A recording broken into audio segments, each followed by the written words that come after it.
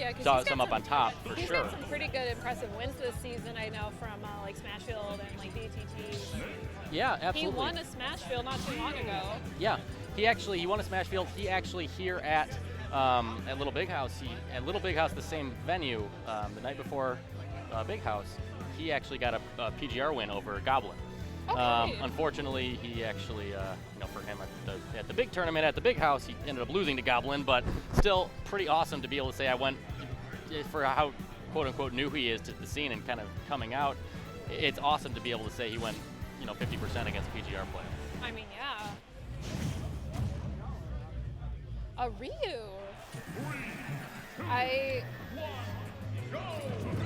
Okay.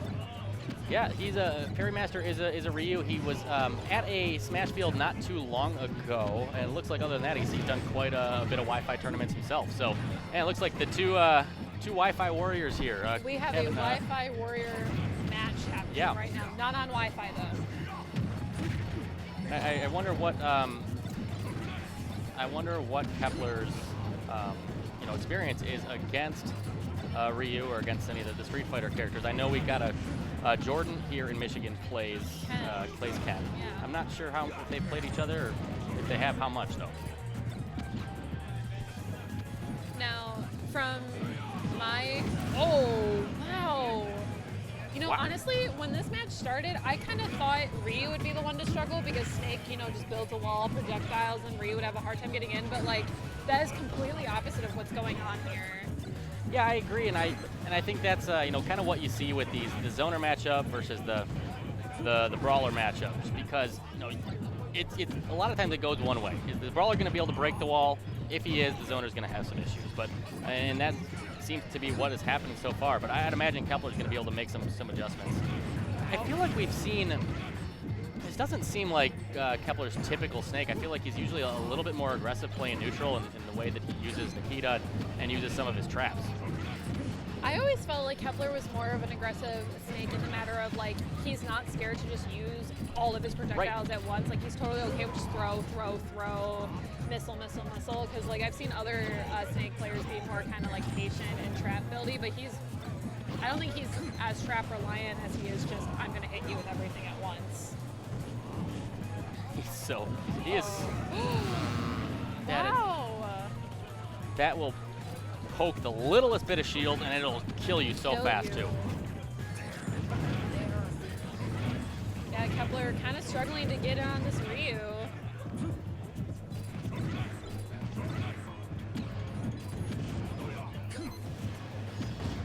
I wonder if this Ryu just has a lot of experience against zoners. He might. Ooh.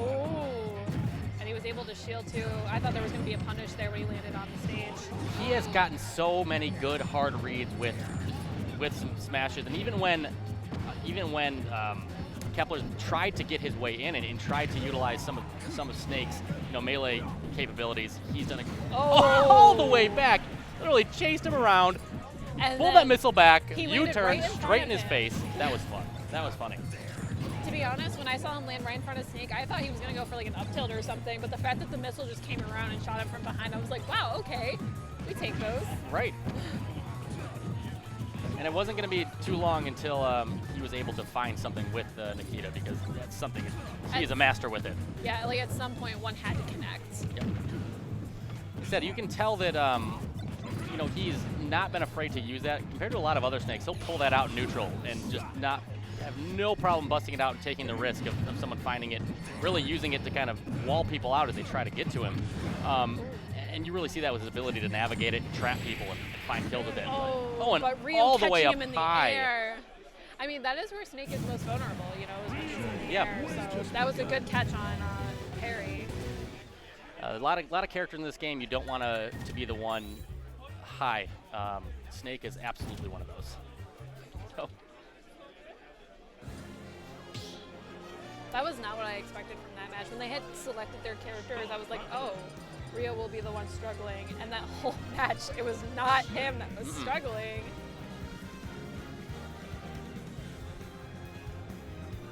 But like what we were talking about earlier with, people that you don't usually see at these tournaments coming out, you see so many other crazy things happen.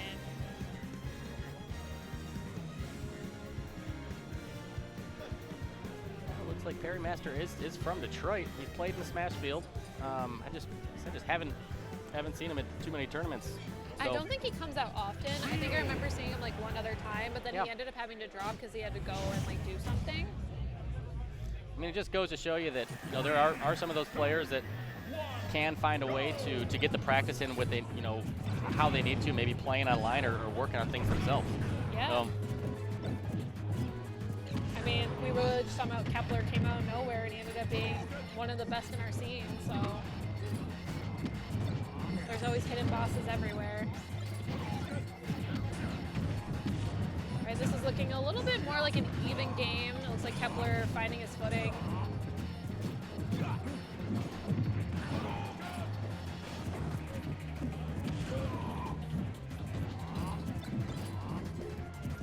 Really using that focus over and over and really not afraid to bust it out. I think the reason why he's doing that is just how many projectiles that Snake is able to throw at him. Yeah. It's gonna essentially just be a... Oh, did he just throw it He absolutely did. He jumped right on top of him, dropped the C4, hopped back, and kaboom. Stock number 1 gone. And gonna make it back, yep. I was like, whoa. You don't pineapple yourself, don't do that. Yeah, don't do that.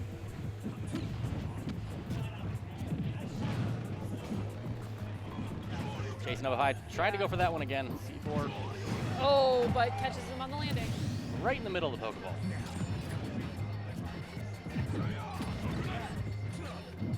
Yeah, I think that was something Kepler's going to have to watch out for. Probably something he knows he made a big mistake there, just landing straight on top of him. Yeah. I mean, first game he got caught with how many of those? Like 2 of his stocks? Or all of his stocks, I think, went to that? I think a big part of that is just the the matchup. If you don't have too much experience, it's such an awkward mechanic and a thing to have to fight through is that up B. Yeah. Especially just how easily it'll poke through shields and how quickly it can come out. All right. Kepler having a stock lead right now. I wonder if he's going to be able to keep this advantage. Oh. Not quite yet.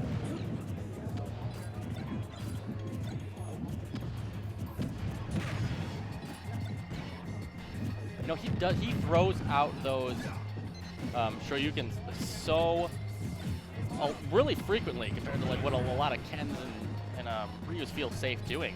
But I wonder if he's doing that just because it's Snake though, and he's trying to like getting rid of the grenades. He's doing a great job connecting with them too. A lot of times when you see people who are good job chasing with Nikita, yeah. but I was saying a lot of times when you see playing the Ken or the Ryu and they'll kind of overuse, quote unquote, overuse that move.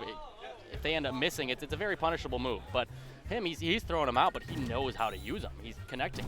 So yeah, and he's not really getting punished for it. Like game 1, he threw out like I think they were just stopping grenades, and Kepler being across the stage, you can't just run across and punish. Right, and I think exactly like you were just saying. I think a big part of that is just because of the style of play that you have when you're Snake. I mean, if you're throwing out and you miss, and if Snake does end up being somewhere further away from you, he's not going to have time to get over there. So we're going back to PS2 for game number 3. Kepler trying to pull this one out to avoid the upset. I did see a couple more projectiles game 2 as compared to game 1. Yeah. I think definitely at the beginning of the game, he was like, I have to win using these. Because game 1, I think maybe he was going to be more aggressive in his space. I mean, it didn't work out too well for him. And then because he like waited almost too long to do it, he wasn't able to set up his wall. So, yep, immediately gets a grenade.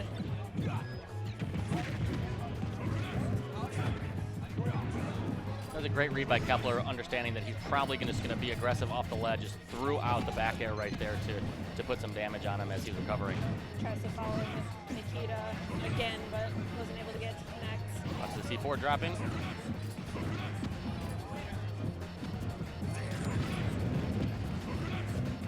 You know what? There we go again. We're seeing the zone counter right here. This is Parrymaster being like, yo, you're gonna zone me. I'm gonna start throwing some zone out to you. You're gonna have to deal with this too.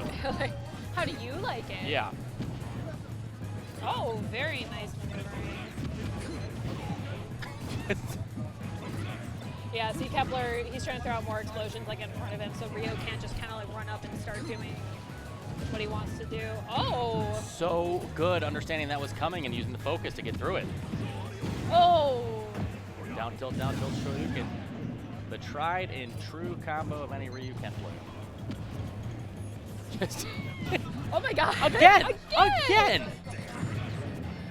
I'm impressed though with that. I say this every time. Like most snakes though, like when they do Nikita like that, they don't actually follow through when they're like running at him. They'll just leave it and then like kind of back up.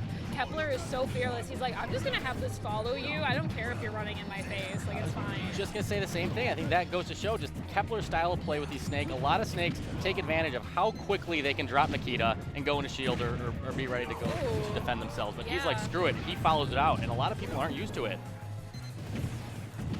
Because I feel like usually. Oh boy! My nasty. Sweet baby J. Beautiful way possible. I do respect that fearless play though, because like I would be scared. And up tilt gonna take first stock. Number 1. For Kepler. Kepler's got a little bit of a hole to dig out, an entire stock behind in game 3 against Parrymaster if he's gonna want to avoid the upset here. I think it's possible though because he is Snake. So I think if he's able to find his ground and do all his projectiles, he might be able to pull through because he did it for game 2.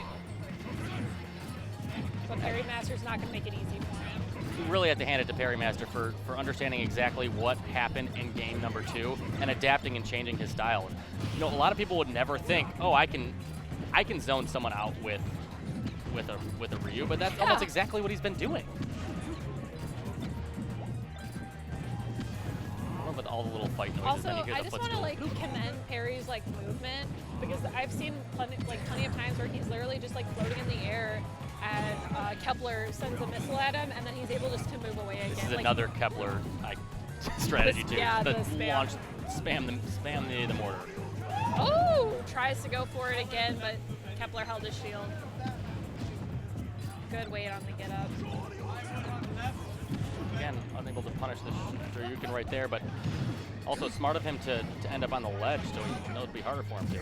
Yep, there's the... Oh, gets up his shields just in time to avoid all the fireworks right there. Kicks him right into a grenade. I was nervous when I saw Parry go up for the snake. Oh, up tilt, gonna take it. Foot to the face. And we are down to a stock apiece. I saw him recovering high, and I was like, be careful, Ryu might catch you. You can hear the crowd, too, also. Yeah. Everyone's watching this. They see what's going on right now. And is he going to get a good punish? Oh, straight into the grenade that was sitting up there.